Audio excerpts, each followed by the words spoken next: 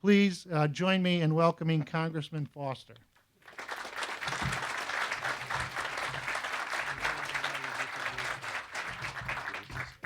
I hope this is fun coming up.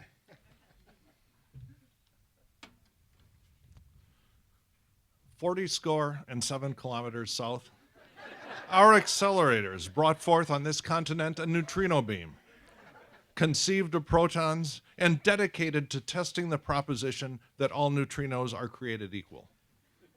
We are engaged in a great scientific quest, testing whether that neutrino, or any neutrino, so conceived and so propagated, can long endure.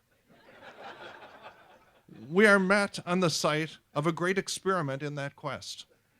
We have come to dedicate a portion of that site as a final resting place for those neutrinos who here gave their lives so that scientific progress might live.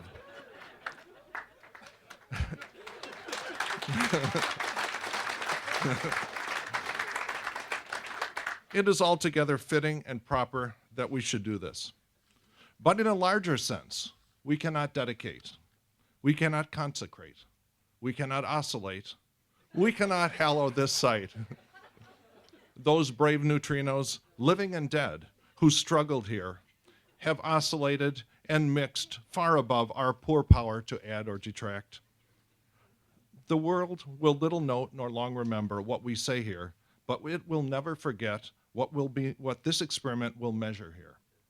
It is for us, the living rather, to be dedicated here to the unfinished work which was so nobly advanced in the Sudan mine. It is rather for us to be dedicated to the great task remaining before us, that those honored dead neutrinos, from those honored dead neutrinos, we take increased devotion to that cause for which they gave their last full measure of their devotion, that we here highly resolve that these neutrinos shall not have died in vain, and that experiments of the neutrinos, by the neutrinos, and for the neutrinos shall not perish from the earth. Okay.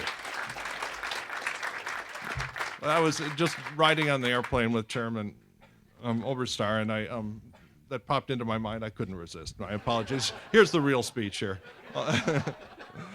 Good afternoon. It's a pleasure to be with you here today. I'm proud to be the representative of the Illinois 14th District, which contains Fermi National Accelerator Lab, the site of the giant accelerators that will produce the neutrino beams that will illuminate this detector. I have the experience of both working for and representing the people of this laboratory, which perhaps gives me some unique insight into this experiment and to the state of science in our country. I'm excited to break ground today in Minnesota so that we may facilitate the collaboration of two world-class research organizations, Fermilab and the University of Minnesota. As a physicist, I know that collaborations often spark innovations and new discoveries, both of which will help propel our nation forward. Currently, there's much to be learned about neutrinos, and this project has the potential to uncover information about the most basic of scientific truths that will provide us with insight on how the world around us works.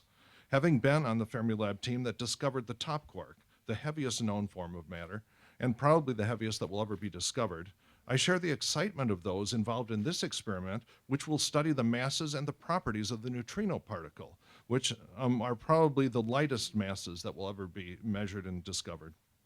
It is experiments like NOvA that will allow us to better understand our universe, and I anxiously await learning of the discoveries that will be coming from shooting the neutrino beam from Illinois to Minnesota.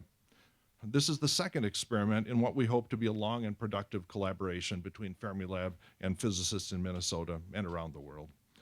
Actually, my wife was the project manager for the first experiment, the Minos experiment in the Sudan mine, and she was also the project manager for the construction of the accelerator beamline at Fermilab that will be sending neutrinos to this experiment. So I guess I'm wedded to this experiment in more than one way. I'm pleased that the Obama administration has included money for science in the American Recovery and Reinvestment Act for projects like the one we're celebrating today. Since my election to Congress a little more than a year ago, I have been a staunch advocate for basic scientific research, not just for Fermilab, but for laboratories and research facilities around the country. As an investment in science is an investment in the future of our country, and as a physicist and turned into a congressman, I will continue to work with my colleagues in Congress and with President Obama to make sure that science receives the support and attention that it so desperately needs. Some of the ways that this project will improve our lives are obvious. In breaking ground today, we're shoring up jobs, strengthening our economy, and strengthening America's commitment to science and innovation. But if I could leave you with just one thought, would be the belief that the pursuit of scientific discovery has an intrinsic value, separate from its economic value, and that the discoveries that will be made here at Ash River will be in the science textbooks forever. Thank you.